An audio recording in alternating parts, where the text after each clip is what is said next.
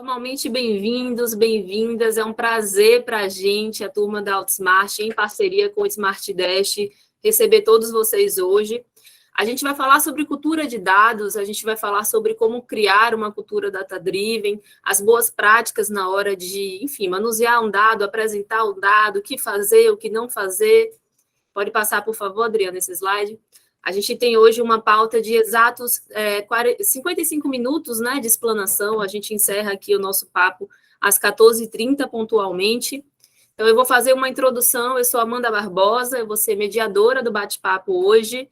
Então, eu vou pegar as perguntas de vocês, pegar dúvidas, fazer aqui as intermediações com os nossos convidados mega especial. Depois a gente vai passar aqui pela parte toda de apresentação. A Adriana trouxe um material bem rico para a gente.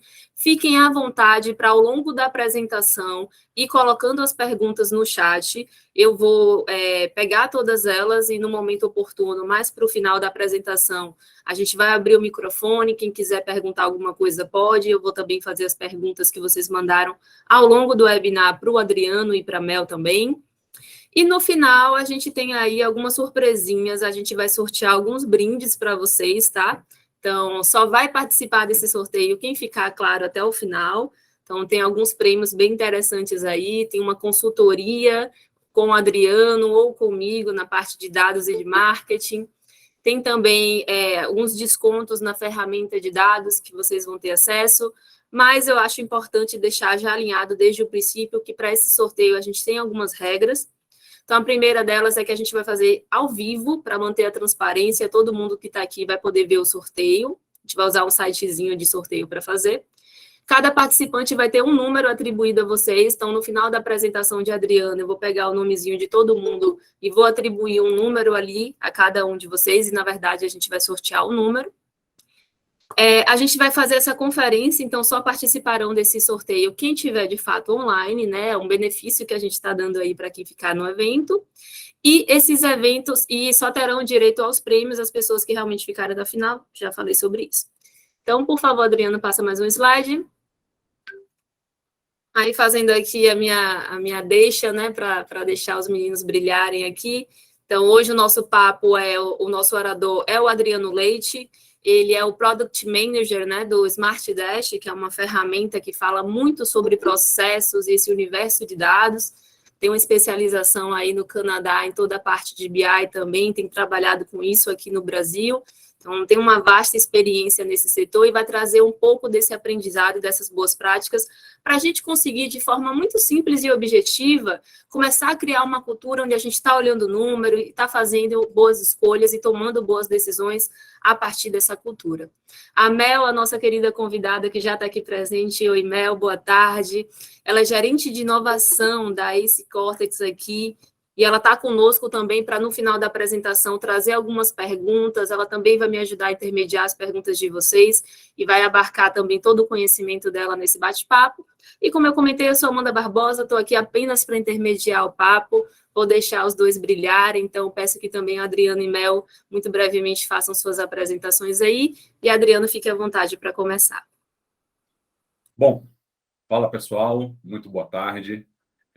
Acho que está todo mundo me ouvindo bem, né? Beleza.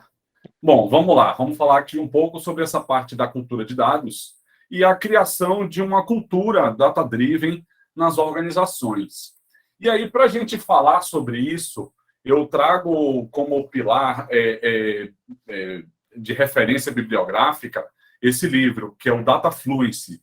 E ele foi um dos materiais didáticos lá do curso que eu fiz, foi um material de conclusão, e eu achei esse material super bacana e super oportuno, porque a primeira coisa que ele trata, né, ele trata, se comunicar com dados é um problema que ele é cultural da sociedade como um todo, por questão da evolução humana, de vários aspectos, e que para a gente ter sucesso nesse processo de se comunicar com dados, você deve buscar criar uma fluência. E aí ele trata o dado como a menor unidade da comunicação, em que você vai passar para a informação que vai ser transmitida dentro de uma organização, de um ambiente, de um meio qualquer. Então, o Data Fluency, ele fala sobre isso, sobre como você tornar uma organização fluente na comunicação com dados em todos os seus aspectos ali. E aí, eu vou estar buscando sair do Technicase e vir um pouco mais para aspectos do dia a dia, para a gente falar um pouco aqui sobre esse processo. Bom,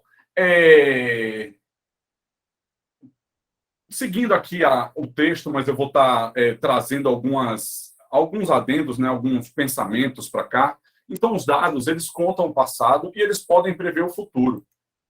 Eles informam, instruem e levam a discussões inteligentes, possibilitando boas decisões e gerando insights acionáveis. Isso aqui é algo muito importante. Aqui eu já quero fazer a minha primeira pausa.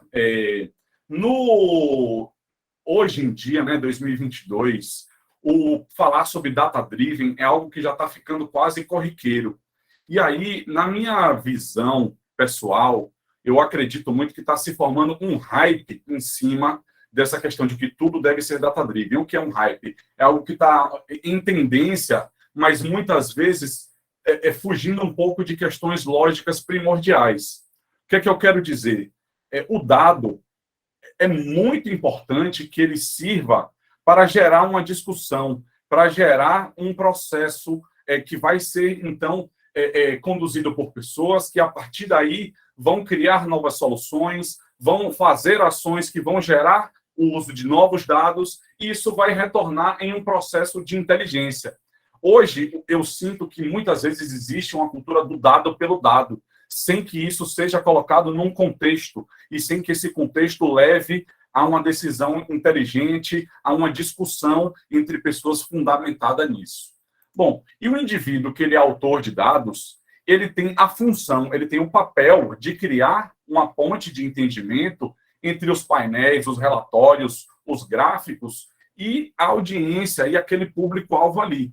Então, para isso, a gente vai falar um pouco das habilidades de um bom autor de dados, ou seja, esse é o indivíduo que ele está do ponto de vista de quem se comunica. O Data Fluency é muito bacana nesse processo, porque ele fala do autor de dados, do consumidor de dados, do indivíduo e do coletivo. Então, existem várias combinações aí dentro desse processo e vale super a pena mergulhar sobre. Mas, primeiro, nesse momento, nós estamos falando da perspectiva do autor, do indivíduo produtor de dados. Então, ele tem que ter algumas habilidades, tá? Aqui eu vou ser mais breve. Então, é uma pessoa que vende bem, no sentido de ser claro, de ser convincente. Então, muitas vezes você tem pessoas que já são mais da estatística, da matemática avançada, que trazem muito o techniquez para a questão e fogem um pouco da essência que é o conteúdo daquela discussão ali. Ele é terapeuta no sentido de entender a audiência, entender o impacto que isso vai causar na audiência dele, até para criar essa narrativa, que no final das contas a gente está falando sobre isso, sobre a construção de uma narrativa com dados. Ele é conhecedor, ou seja, ele sabe bem da matéria-prima ali daqueles dados para fazer uma boa seleção do que apresentar, do que não apresentar, de como falar sobre o quê. Ele tem zelo pela matéria-prima do dado, sobre a qualidade da matéria bruta que vem ali, que será transformada em informação. E ele entende o contexto em que isso vai se encaixar em uma organização. Onde que isso entra? Isso aqui serve para quê aqui dentro? Porque o objetivo de um painel, de um gráfico, é exatamente gerar uma discussão, gerar um movimento, gerar uma ação por pessoas, né? Bom, e a comunicação com dados, essa é uma referência que tem no livro, eu achei muito bacana, acho que faz sentido trazer, é como um safari guiado. Então, num safari, muitas vezes você sai com a expectativa de ver um certo animal, um leão, um rinoceronte, algo ali. Mas o safari, ele fala sobre a dinâmica da selva. Então, o guia do safari, ele tem que saber contar a história da dinâmica da selva, muitas vezes fazendo alusão ao leão, ao rinoceronte, aos animais que fazem mais sentido, né, no que as pessoas estão procurando ali, mas que se você vê uma manada de búfala, você vê uma manada de zebra, isso vai fazer sentido na história daquela ecologia, naquilo que você vai contar. Então, é isso. Você sempre vai encontrar algo inesperado de alguma forma, mas é o contexto, é a história como um todo que faz o sentido. E aí, existem 6 princípios básicos para você criar um produto de dado efetivo. Vamos passar por eles aqui com o objetivo de que, ao final de hoje, vocês saiam com isso enraizado, pelo menos, com isso sedimentado, para implementar nos relatórios, nos dashboards, nos painéis, até no Excel que você usa, qual é o gráfico que eu vou gerar para me comunicar com o meu público. Bom, o primeiro é a relação do propósito entre a mensagem e a audiência.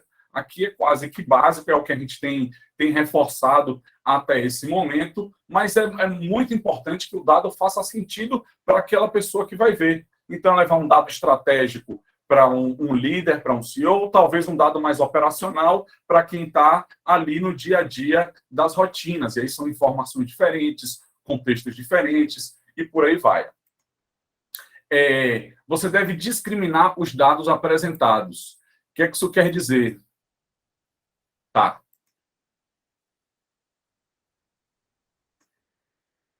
Você deve discriminar os dados apresentados. Isso significa que você vai separar o que é importante do que não é importante. Tá? Aqui você começa a montar os seus painéis em função das informações principais. Outro ponto é que você toca em métricas que elas são significativas e acionáveis. Então, o que é isso? A gente vai ver um pouco mais na frente. Um outro ponto importante é a estrutura da narrativa que você cria. Então, você tem uma estrutura lógica, que pode ser uma estrutura de relação, uma estrutura em que você tem cards principais e depois você vai se aprofundando na informação. Existem vários tipos de estrutura narrativa e isso faz total diferença em como que você vai se comunicar. Noções básicas de design, né? Porque para você não criar gráficos confusos, imagens confusas, enfim, a gente vai falar também sobre alguns gráficos e tipos de gráficos ruins. E, por fim, seu dashboard, sua informação, deve servir ao público e iniciar um diálogo de maneira geral. Bom, aqui trazendo uma frase, né, de Amanda Cox, do New York Times, ela fala que você deve ter muita frieza na sua análise com dados. Você deve discriminar eles com total segurança, de que você tem que pegar aquilo que é importante, não aquilo que você gosta mais. Você não precisa fingir, né, como ela fala, que gosta mais de uma informação ou de um dado do que de outro. Você tem que trazer aqui o que realmente é importante, não importa o quanto que isso sangre ou doa. Bom, e aí algumas estratégias para você se aprofundar nas informações, né? Então, a primeira questão é focar no problema principal. O que é que você quer responder? Qual é o seu principal foco? Qual é a sua principal dúvida? Qual é a principal questão aqui? E aí, comece a reforçar a sua lista de hipóteses. É tentar criar perguntas que vão restringir até os seus indicadores para que você comunique bem aqueles indicadores. Então, a definição dessas perguntas e dessas hipóteses é fundamental nesse processo. Empurre informações que não são primordiais daquela questão para o anexo. O que é que isso quer dizer? Não tenha informações demais. A gente vai chegar na parte de boas métricas e isso fica mais claro. Mas existe uma coisa que se chama proxy metric, que basicamente são métricas auxiliares ou métricas indiretas que te ajudam a entender um contexto, a entender algo e chegar numa informação. O ideal, quando você está se comunicando com dados, é que você bote essas informações em anexo, ao invés de trazer informações demais aqui para seu painel, para seu PowerPoint e por aí vai. Separar relatório de exploração. Isso aqui é outra coisa importante. As ferramentas, Google Ads, Facebook Ads, ou planilhas, enfim, existem várias ferramentas que você tem um portal ali para você tirar e explorar dados, para você encontrar informações. Muita gente, quando está se comunicando, às vezes manda uma planilha, manda um print de uma planilha ou um print de um gerenciador como esse. Nesse caso, você está usando uma ferramenta de exploração de dados para estar gerando comunicação, para você estar reportando. Então, você separar os instrumentos e os objetivos, isso é muito importante. para você entender que cada coisa tem o seu propósito, tem o seu objetivo. Então, no seu Excel ali, você explora seus dados, você cria seus gráficos, você começa a criar suas conclusões. Depois você pega os seus gráficos, manda para o seu PowerPoint e faz um slide com cada informação, de maneira separada, para que o que você está reportando esteja muito claro, isolado e explícito ali, para você não gerar confusão. E aí, na hora de se comunicar com dados, existem alguns erros que são muito comuns na hora que você vai definir, né? E aí, vou passar por alguns deles. Um deles é a convenção histórica. Então, a convenção histórica, puramente dita, ela é um erro na comunicação com dados, porque você começa a seguir de maneira cega algumas convenções históricas do passado, e que isso pode ter perdido o contexto ao longo do tempo. Ou como a pandemia mudou, por exemplo, muitas realidades, e que você usar um benchmark do passado, ele perde sentido. Então, depender de como você se referencia, isso pode gerar um erro grave. E aí um exemplo muito famoso está na crise da bolha hipotecária dos Estados Unidos em 2008. Tem até um filme maravilhoso chamado Big Short, ou A Grande Aposta. Filme muito bacana. E, basicamente, ele mostra como todo mundo simplesmente aceitava a hipoteca como uma boa referência. Ah, é a hipoteca, está valendo, é a hipoteca. E aí não observava que as pessoas estavam hipotecando, comprando uma casa, hipotecando de novo, comprando outra casa. Entrou num ciclo que focou, basicamente. Então, a informação é enviesada. A falta de contexto é um problema. E aí você passa a ter referências ruins e decisões ruins. Um outro exemplo são as métricas muito simplistas. Então, uma métrica que ela é muito simplista, ela não tem conteúdo suficiente para tratar uma situação com profundidade.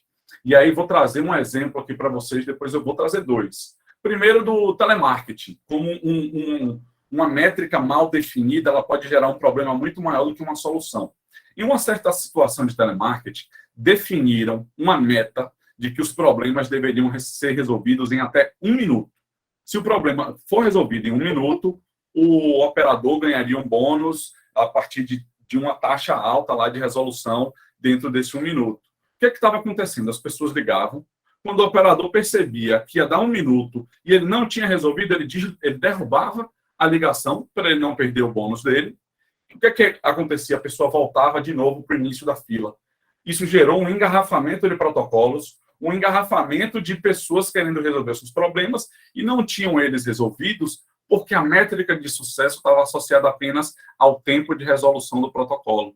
Então, olha como uma coisa muito simplória leva a uma análise ruim, uma análise rasa, né? Um outro exemplo famoso e clássico tem a ver com um hospital que deu um bônus para a equipe, né, que ficasse ali na emergência e atendesse em até meia hora. O que a equipe estava fazendo? Se via que aquele atendimento ia levar mais de meia hora por causa da fila, segurava a pessoa fora do hospital, segurava na ambulância. Então, a métrica estava ajudando em nada ao objetivo, que era melhorar o atendimento. Então, só para resumir, uma métrica simplista, ela é ruim porque ela tem uma lacuna de informação, a análise é rasa e as decisões tendem a ser ruins.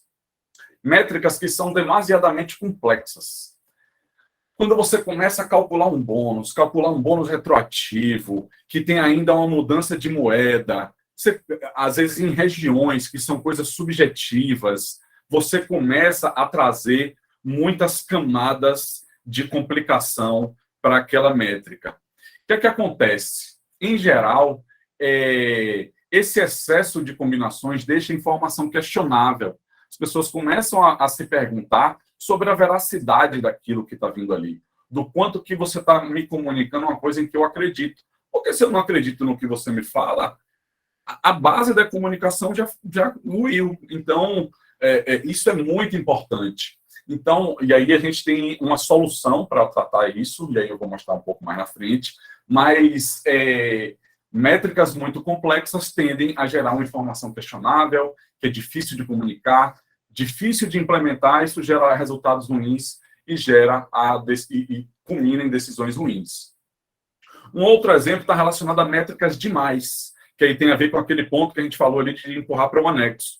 Então, é muito comum a gente ouvir, mede tudo, bora, não, vai, coleta todos os dados aí, que depois a gente vê, coleta tudo, quero saber tudo. E tudo, muitas vezes, é muito ruim para você entender o que é importante ali. Então, se você não define alguns poucos indicadores, até o termo KPI, KPI é Key Performance Indicator. Então, quando você coloca um bando de métricas juntas para tentar tirar alguma conclusão, aquele termo do Key Performance, ele some, não deixa de ser mais uma métrica-chave. Você está trazendo um molho de chaves para cá, e aí fica muito complicado de você conseguir chegar a conclusões realmente importantes. Porque, assim, sempre a gente vai estar olhando, quando a gente olha via métricas, via modelos matemáticos, a gente vai estar olhando para cenários, para recortes da realidade. Então, a gente tem que escolher qual é o recorte que ele é mais importante de ser visto. Onde é que a gente deve focar nossas atenções e nossas energias? Porque essas são pontos que são mais cruciais para a minha análise, no meu contexto. Eu estou tentando aqui, gente, ser bastante genérico, porque a gente pode estar conversando sobre vários temas, sobre desenvolvimento, sobre LGPD, como o Fernando trouxe aí, eu só vi a sigla, não li a pergunta, me perdoe, ou marketing digital, ou, enfim, e todos eles passam por essas mesmas questões. Então, você se comunicar bem é muito importante para que a máquina caminhe de uma maneira adequada. E aí, inclusive, tem uma pesquisa da Experian Data que ela mostra que dados ruins têm um impacto direto em 88% das empresas americanas, com uma perda de até 12% da receita total. E aí chega uma questão que é a seguinte, né? É só vou chamar, é quase que uma frase de efeito, mas um relógio parado, ele está certo 2 vezes ao dia. Mas se você tem um relógio que ele está configurado errado, o tempo inteiro ele está te mostrando o horário errado. Então, a qualidade, como que você constrói isso, faz todo sentido, é muito importante. Bom, e por fim, a quase polêmica métrica de vaidade. Porque a métrica de vaidade são métricas que muitas vezes a gente escolhe apresentar, escolhe mostrar. Por quê? Porque elas fazem a gente parecer bem, elas fazem a gente se sentir bem, mas no final das contas, ela não fala sobre o que é importante, ela não fala sobre o que é crítico, sobre o principal tema daquela conversa. Então você começa a quase que a fugir do assunto principal, mostrando coisas que parecem que estão boas. Então esse é um risco alto, de tanto quanto quem comunica, quanto quem analisa, de não cair e quando lê, opa, peraí, isso aqui que você está me mostrando, isso aqui é só uma métrica de vaidade, isso aqui não me diz nada, isso aqui não é importante. Então, esse senso crítico, ele está ali dos dois lados. E uma métrica de vaidade, ela não tem direção, falta prioridade, a referência é ruim, e a decisão é ruim, porque você está ali apaixonado, né? Como o Narciso estava ali olhando para o espelho. E aí a gente traz alguns exemplos que elas vão variar de contexto. Então, tudo depende do seu objetivo. Então, se o seu objetivo é conseguir uma quantidade de assinantes ou uma quantidade de vendas, talvez o seu número de seguidores seja uma métrica indireta, então depende de como você analisa, mas pode ser que seja uma métrica puramente de vaidade, até o número puro. Ah, consegui 10 mil.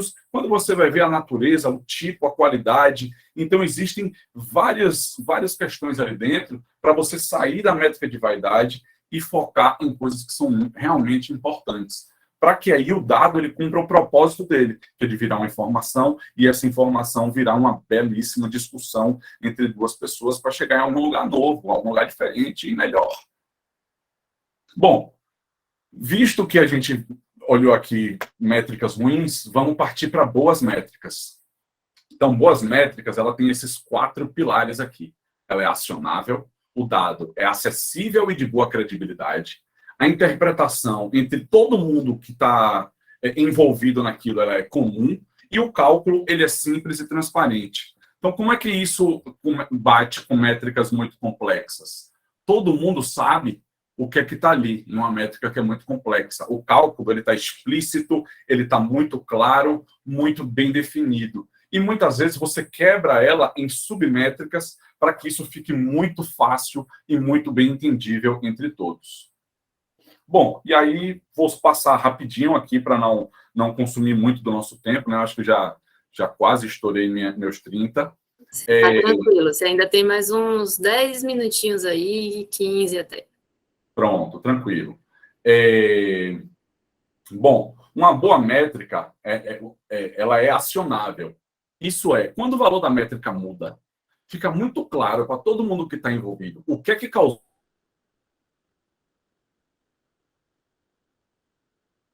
para vocês, uns bem explícitos e outros menos. Direção. Você está aqui no volante, você vê o seu velocímetro, ele marcou aqui 70 km por hora. Você está andando aqui na Avenida Paralela, aqui em Salvador, você viu lá 80 km por hora. Você está tranquilo, você pode acelerar ou não, a leitura da informação foi clara. Aí você mudou, saiu da Paralela, entrou em Lauro de Freitas, a velocidade muda para 60 km por hora. Tem uma placa ali, ó, 60, você vê no seu velocímetro 70. Você sabe que você tem que reduzir a velocidade, pisando o pé no freio, para atingir a velocidade adequada, ou então você vai tomar uma multa.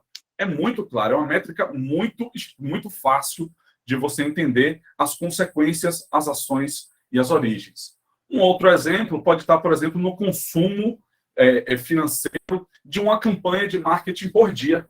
Então, você olha aqui, quanto é que está? Ah, não, hoje nossa campanha consumiu R$ 500.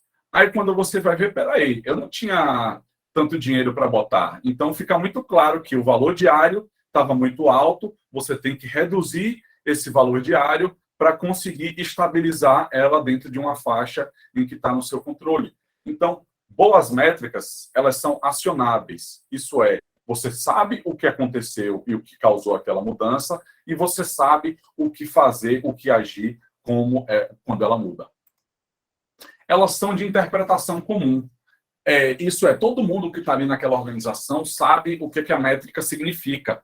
E aí eu vou dar um exemplo de um navio sueco, que é o Vasa Warship, que ele basicamente ele afundou depois de navegar poucos metros, e a situação que aconteceu ali foi a seguinte: ele foi construído em 3 países diferentes. Na época, cada um tinha o seu sistema métrico. Quando montaram o bicho, ele ficou todo desengonçado, porque as referências não eram incomuns. Então, montou o mastro na Dinamarca com a medida, o leme na Inglaterra contra a medida, e o resto na Alemanha contra a medida. Quando juntou, o navio se desengonçou, pouco à frente ele afundou, e aí ficou ele é um caso famoso sobre essa questão de problema entre a interpretação do que está ali, né? Não são só os números, mas as medidas, tudo está em comum, tá? E isso, por exemplo, só para já trazer para o nosso universo, aqui na Outsmart, na agência, eu sei que isso desencadeou a construção de um plano de tagueamento, que é um documento em que mostra para todos os envolvidos onde é que está cada tag, o que é que cada coisa significa, para que todo mundo que está envolvido saiba que o clique nesse botão representa um lead. O envio desse e-mail representa uma oportunidade. A execução dessa ação representa o que todos nós aqui entendemos como uma pré-venda.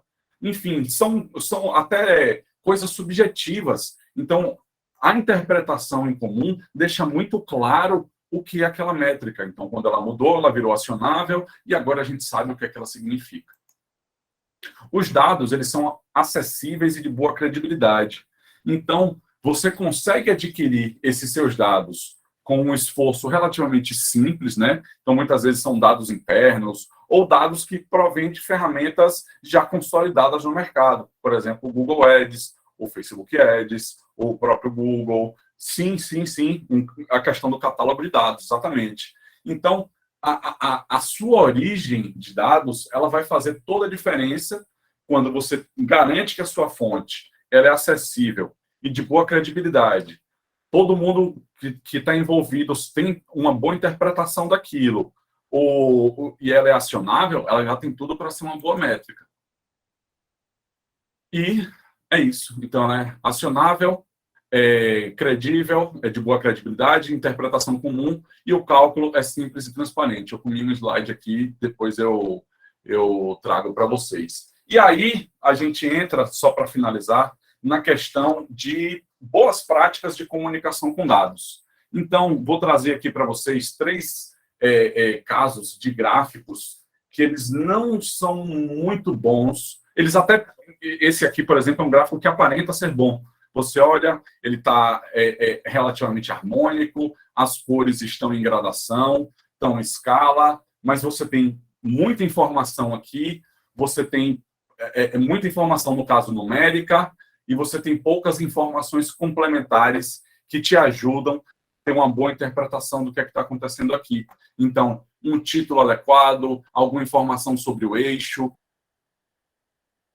desses itens, faz com que esse gráfico ele vá se tornando um gráfico ruim.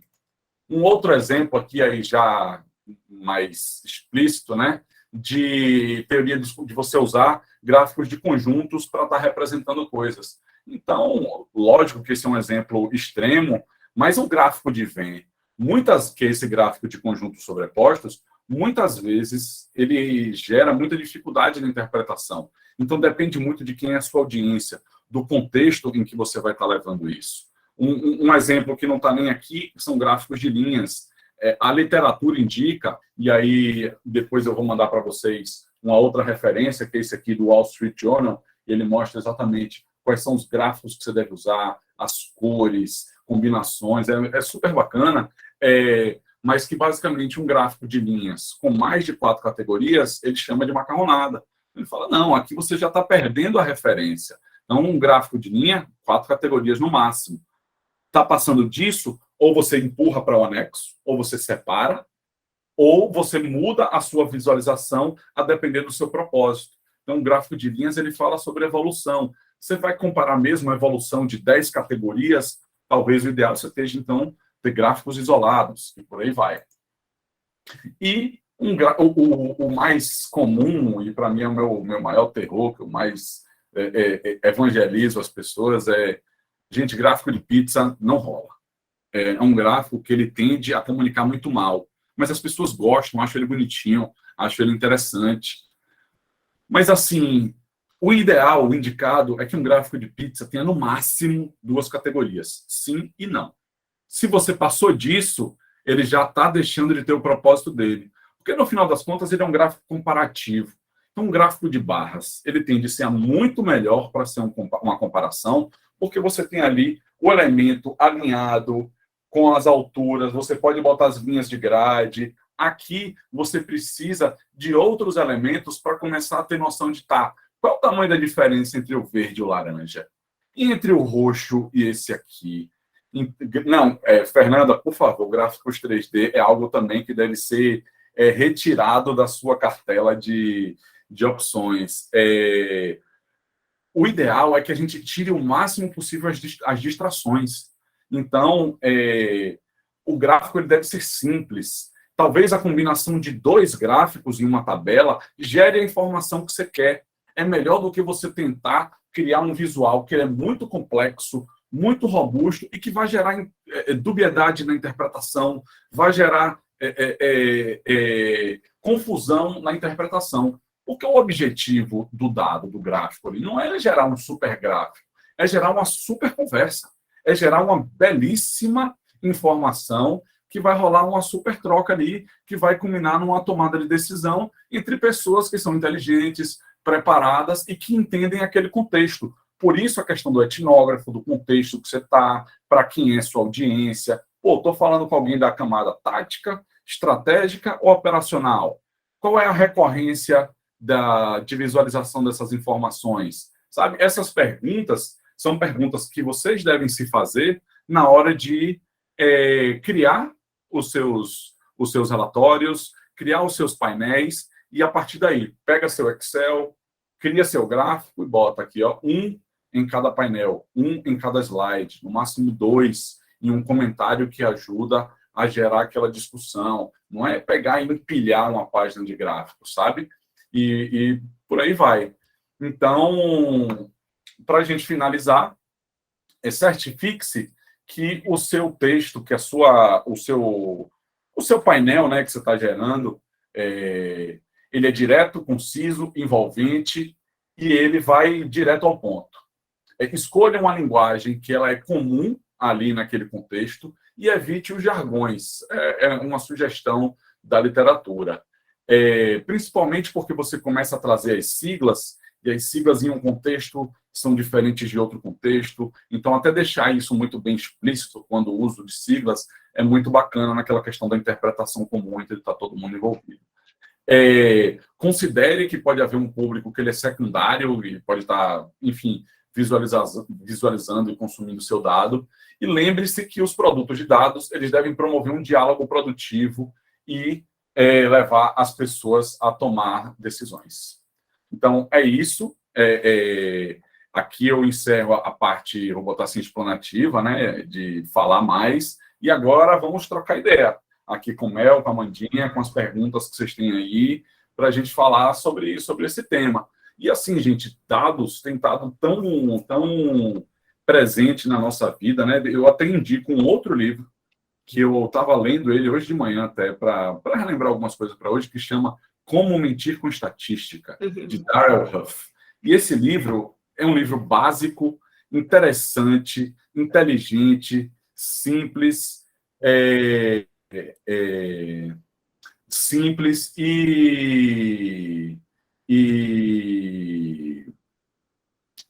muito bom para você ter um entendimento claro da comunicação, de muitos erros ali, e você também não tomar um balão, né? Na hora que você receber um dado, receber uma informação, receber uma pesquisa de mercado e que você assume aquela informação como verdade. Então, a gente tem que ter muito cuidado quando a gente vai assumir as coisas como verdade, porque muitas vezes elas chegam para nós e a partir dali a gente vai assumir elas como verdade, né? Então, é isso, tem muita coisa bacana, muita coisa interessante, e é isso aí. Essas e outras dicas de livro, nós vamos enviar também para vocês por e-mail, tá? Então, o Adriano, o Mel vão passar algumas recomendações, a gente vai compartilhar com vocês. Não, pode até ficar nesse slide do obrigado mesmo, Adriano? Pode voltar, por favor, um slide aí, porque agora eu vou abrir o microfone para a nossa convidada mega especial, Mel. Ela trouxe também algumas perguntas aqui, algumas coisinhas para compartilhar. Eu anotei algumas das perguntas de vocês, mas primeiro eu vou deixar a Mel falar, e quando ela concluir, eu pego também algumas perguntas que foram feitas aqui pela Fernanda, pelo Diego. Quem quiser aproveitar também para mandar aqui alguma pergunta, a gente vai abrir agora esse momento para a nossa discussão. Então, Mel, por favor. Boa tarde, obrigada, Amanda. Adriano, muito legal, vou te chamar de Jaca aqui, tá? Jaca, muito legal a explicação que você fez, foi ótimo. Enquanto você falava, gente, o meu papel aqui hoje é provocar, tá? Fazer diversas perguntas e provocar, porque eu sou do mercado, assim como vocês, e a gente passa por diversas situações em relação a dados, e eu quero provocar, trazer algumas perguntas. Tem uma coisa interessante, Adriano, que você trouxe, Big Data é completamente diferente de inteligência analítica, certo? Dados é uma coisa, inteligência analítica é completamente diferente. Nem sempre a gente tem os dois. Muitas vezes a gente tem só muito dado e não sabe interpretar, e outras vezes a gente consegue interpretar, mas a gente não tem dado suficiente para trazer insumos para tomar decisões. Hoje, a cultura de dados, ela tomou uma proporção gigantesca. Dados hoje valem muito dinheiro. Vocês sabem disso. A gente tem um crescimento, os dados mostram que existe um crescimento de volume de dados de cerca de 50% ao ano de crescimento de volumes de dados expostos. É um volume gigantesco. Só que, antes de tudo isso, acho que o primeiro ponto que você trouxe na sua fala, Adriano, foi mindset. Não adianta eu ter muitos dados, não adianta eu ser um profissional extremamente analítico e ter inteligência analítica, mas o local em que eu trabalho, os clientes com os quais eu atuo, não conseguem ver a importância do dado. E a minha provocação é: como a gente implementa uma cultura de mindset focado em dados se eu tenho inúmeras barreiras dentro de uma empresa, de uma corporação, de um cliente. Então, eu tenho, muitas vezes, inclusive, as empresas elas estão criando departamento de inteligência, departamento de BI, o que, na verdade, a inteligência, o BI, a análise de dados, ela não pode ser um departamento. Ela tem que ser completamente horizontal, transversal, e ela tem que seguir em todos os departamentos da empresa. Mas muitas empresas elas começam a departamentalizar esse processo. E a minha provocação é, só para quem não me conhece, vocês entenderem um pouco, hoje eu trabalho com inovação, eu trabalho desenvolvendo negócios para grandes corporações em estratégia de growth e scale, para abrir novos mercados, para novas soluções, produtos e serviços. Então, hoje eu tenho na minha carteira de clientes grandes marcas e o meu objetivo é abrir mercado. Eu não consigo abrir mercado se eu não tiver números. Mas, muitas vezes, mesmo em grandes corporações, a cultura de dados ainda... A cultura de dados, o mindset ainda é limitado para alguns profissionais. Pergunta é, digamos, entendi tudo que você falou, Adriano, show. Sei que gráfico de pizza não vale, 3D não vale nada.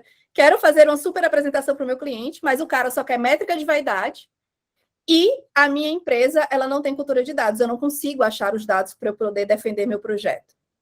Por onde eu começo? Tá.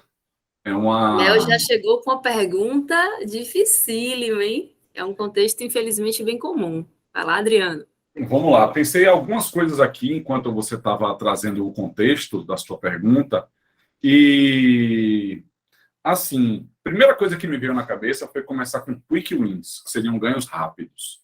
Então, da forma como eu enxergo, aí eu venho da área de produto, eu acredito muito nas pequenas implementações que vão crescendo e ganhando corpo, ao invés da gente vir com um super projeto robusto, com uma informação que me levou muito tempo para eu criar e trazer para cá e gerar informação. Então, para criar um mindset, para criar uma cultura de dados, olhando assim de maneira rápida, tá? Eu iria para um caminho de quick wins, de entender dentro dessa organização qual é o setor que hoje tem maior maturidade de comunicação com dados, de entender a importância dos dados. Talvez seja começar com esse setor, trabalhando com dados com esse setor, para, a partir daí, ir ganhando a confiança do resto da organização de que um trabalho com dados sólido, bem fundamentado, ele gera resultados. Porque, assim, e aí vou voltar ao dado num contexto de processo.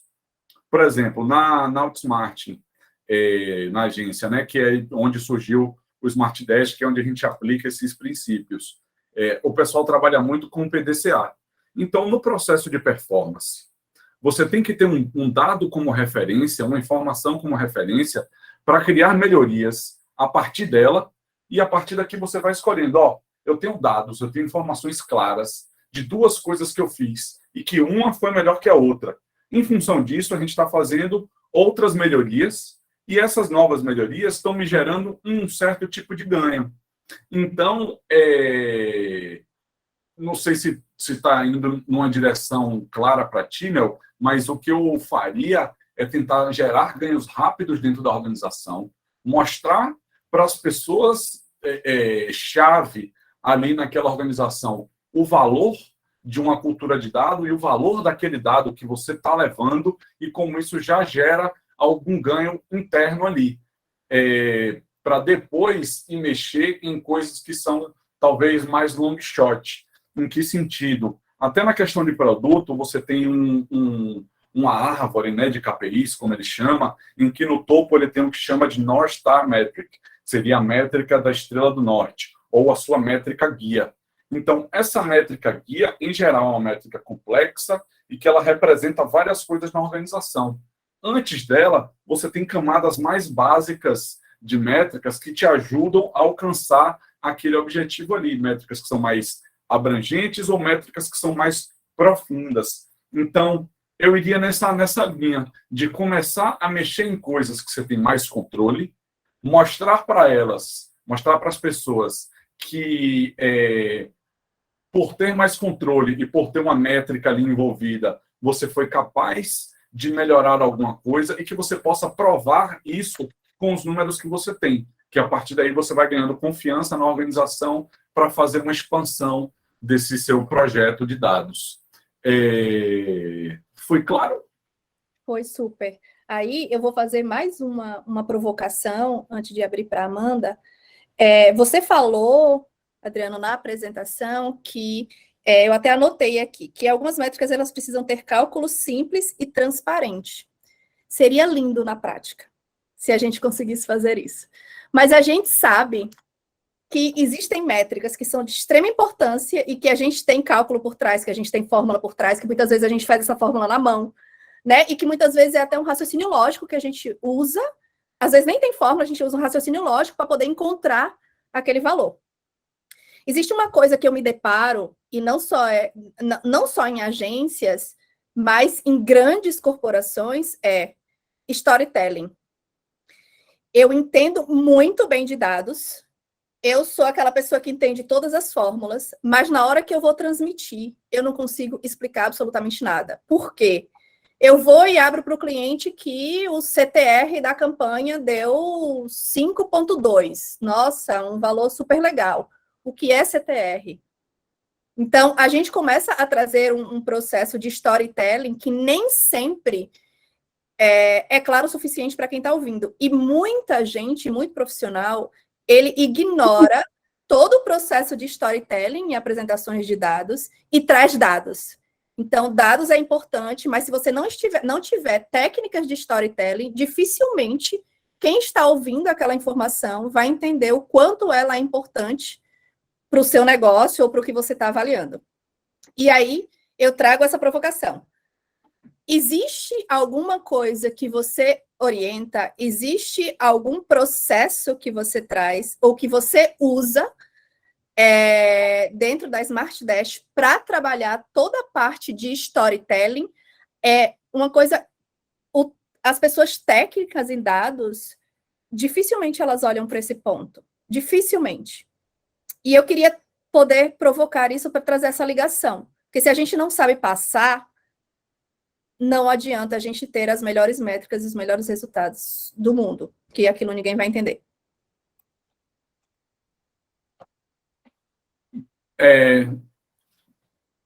Ok. Bom, nessa questão do storytelling, eu estou contigo, Mel. Eu só ia trazer, eu trouxe essa imagem aqui para mostrar que no próprio exemplo que você estava falando, tinha uma questão aqui, mas eu vou...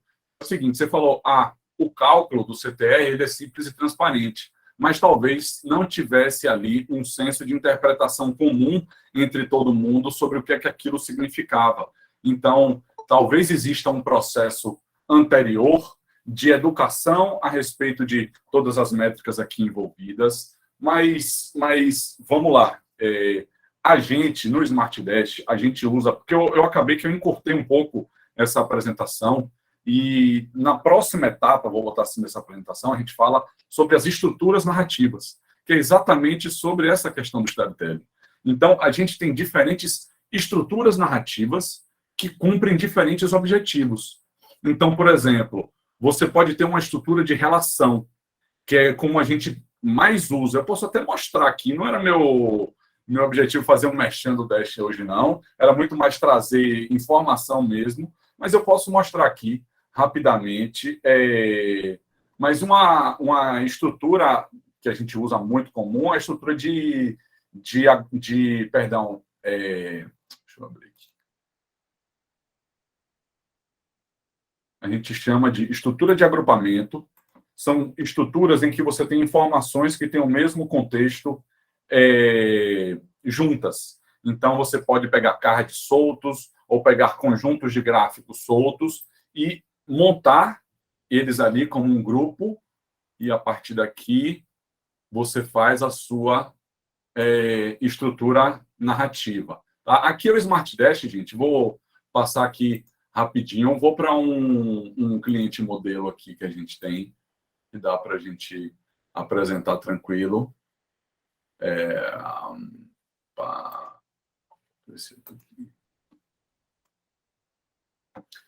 Mas, basicamente, a gente cria uma estrutura narrativa em que a gente traz no topo quase que um cabeçalho das informações sobre as quais a gente está trabalhando. Então, por exemplo, a gente traz um título de relatório, a gente traz um filtro relacionado ao tempo, a gente traz um filtro relacionado à plataforma, a gente traz informações e filtros adicionais que o indivíduo pode usar de plataforma, canal, campanha, fase do funil, mote, por aí vai. E aí a gente começa a contar a nossa história como? Trazendo a informação condensada, a informação compilada. Então, em março de 2022, o custo foi esse aqui, com esse total de impressões e CPM, com esse total de brand lift, custo por brand lift, com esse total de visualizações do CPV, e por aí vai. Então, aqui, a gente traz as métricas compiladas, a gente traz a informação agrupada. Em seguida, a gente começa a trazer essa informação detalhada. Agora, ó, a mesma informação de custo, de investimento, eu estou trazendo ela aqui ao longo do tempo e estou trazendo ela em várias visões adicionais. Esse é o tipo de estrutura narrativa que a gente usa aqui. Então, a gente dá a informação compilada, a gente dá as informações secundárias, mais destrinchadas ao longo do tempo, e, por fim, a gente dá a informação mais detalhada possível, compilada em uma tabela. Então, aqui a gente tem plataforma, canal, campanha, tudo agrupado. Então, essa estrutura narrativa é a estrutura que a gente usa aqui para estar contando essa história de uma maneira dinâmica, né? Porque todo mês a gente tem os mesmos dados, as mesmas informações, que a gente fez um processo que a gente chama de Product Discovery, né? Que é basicamente ir entender com a nossa audiência quais são as informações que ela precisa, quais são as métricas que são importantes para a tomada de decisão nesse contexto, e a partir daqui a gente vai e cria o nosso painel que tem uma estrutura narrativa. Até que a gente chega, vou testar se a funcionalidade já está, até que a gente chega e vai ter alguns comentários dinâmicos, começa a trazer algumas informações a mais, e por aí vai. Perfeito. Gente, o Smart Dash, né, que é essa ferramenta que o Adriano começou a mostrar aqui, quem participou hoje também vai receber uma demonstração exclusiva, então fiquem atentos aos e-mails de vocês aí ao longo dos próximos dias. Muito obrigada, Adriano, muito obrigada, Mel. Algumas perguntas eu sei que não puderam ser respondidas, eu tenho somente duas aqui que eu acho que um minutinho, Adriano, se você puder ser rápido, eu acho que são perguntas muito boas, e aí a gente finaliza com o sorteio para tentar ser o mais próximo possível do tempo combinado, tá bom? Tá bom. Primeiro, algumas observações. A Fernanda Staiano, me desculpa se a pronúncia estiver incorreta, ela trouxe alguns pontos bem importantes do tipo, hoje com a LGPD, né, a Lei Geral de Proteção de Dados, não se pode mais sair coletando uma gama enorme de dados sem essa necessidade, sem a finalidade do uso do dado. Acho que isso é uma coisa muito importante da gente reforçar aqui. Então, para quem ainda não conhece muito sobre LGPD, a gente também vai estar contemplando isso em alguns materiais para vocês. Isso é um ponto muito importante que a Fernanda trouxe. E aí a própria Fernanda também fez uma pergunta, ela fala, é muito interessante que enquanto você explanava sobre os tipos de dados, né, e uso correto e incorreto, ela trouxe, é muito interessante isso e parece que existem tipos de gráficos apropriados para diferentes contextos. É isso mesmo? Então existe qual informação comunicar com qual gráfico? Exatamente, existe isso sim. Eu posso até estar compartilhando com vocês também um material que já tem esses tipos de gráfico, de você escolher, eu quero fazer uma relação no tempo. Pronto, então indicado aqui para você um gráfico de linhas. Eu quero fazer uma comparação estática. Então aqui está indicado para você um gráfico de barras. Ou quero fazer uma comparação entre várias categorias que elas estão se mudando ao longo do tempo. Então a sugestão é um gráfico de ranking, né? Que é o de barras horizontais. Então, a depender da sua necessidade, da sua demanda, sim, existe um gráfico que ele é mais adequado para você estar comunicando aquilo. Às vezes você quer representar um todo ou só partes. Então, esses pontos, eles sim, fazem a diferença. E só para falar rapidinho da LGPD, que a Fernanda comentou, Fernanda, para além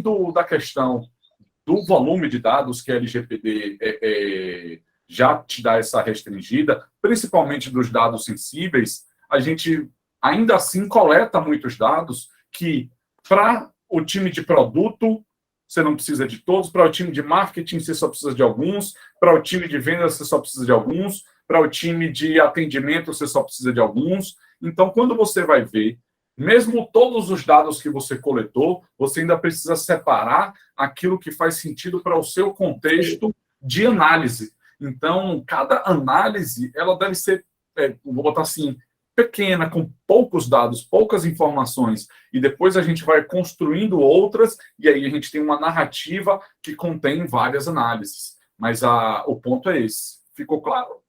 Sim, perfeito, perfeito, muito obrigada.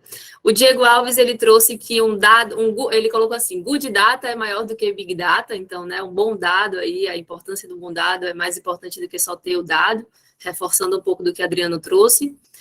O Thierry, ele falou, né, e aí no contexto da quantidade de métricas em excesso, ele falou que quanto mais limpa a comunicação da informação, mais você prende a atenção do ouvinte para o dado, né, para a informação que é valiosa. Você repete a pergunta do Thierry, por favor? Não foi uma pergunta, foi uma afirmação. Ele falou que quanto mais limpa a comunicação da informação, mais você vai aprender a atenção e direcionar o ouvinte para o dado, e não vai dispersar a atenção dele com outras informações que não são tão importantes, né? Não diria que é nem para o dado, mas para a informação. Sim, perfeito. Bom, aí tem uma última pergunta aqui, que na verdade é até uma pergunta minha, não sei se cabe, mas se você puder ser bem rápido, foi um ponto que a gente estava conversando ontem, né? Especialmente aí nesse contexto de pandemia, e até hoje a gente ainda escuta isso, a gente ouviu falar muito sobre uma métrica que até então não era muito comum para a maior parte das pessoas, a média móvel. Então, eu queria que você falasse um pouco sobre quando usar média móvel faz sentido, quando não, e a importância desse tipo de métrica, né? Tá, beleza. A média móvel, ela é um cumulativo que representa um certo período. Então, por exemplo, na pandemia, a gente viu muito a média móvel dos últimos 7 dias de infectados e óbitos. O que é que estava dizendo ali? O valor que ela mostra hoje é um valor que representa o acumulado desses últimos 7 dias movendo ali ao longo do tempo. Então, você sempre vai ver, a média móvel, ela ajuda você a ver, em termos médios, né, se a sua tendência está de crescimento ou de redução, porque ela representa o cumulativo de um período passado. Então, isso vai caminhando ao longo do tempo, ou seja, a média ela é móvel, e assim você vê de uma maneira mais clara como é que está a sua tendência, se de crescimento ou de redução, em vez de você olhar apenas os dias pontualmente, né? Que aí, às vezes, você tem um dia maior, outro menor, mas e aí? E a tendência? Como está? Então, a média móvel, ela tem essa função de te ajudar a ver a tendência. É isso. Deixa eu só falar rapidinho uma questão que o Diego trouxe aqui, que eu não queria deixar. Tem algumas perguntas do Diego aqui, porque eu não sei se dá tempo, mas... mais técnica do Lake House. Ele fala sobre acessibilidade, sobre self-service BI. Assim, ó, Diego, tudo depende da maturidade da sua audiência. A gente usa um data lake aqui, isso ajuda no processamento, a gente faz todo o ciclo de Kimball, né, que é o ciclo do BI completo, mas o self-service BI, ele depende de quem você vai liberar para usar o dado. Então, quem é que vai construir um painel? Tem a maturidade para estar se comunicando com dados? A depender, faz sentido. Mas é muito mais vantajoso que você, na minha visão, construa painéis prontos e deixe isso disponível para a sua audiência consumir. É isso.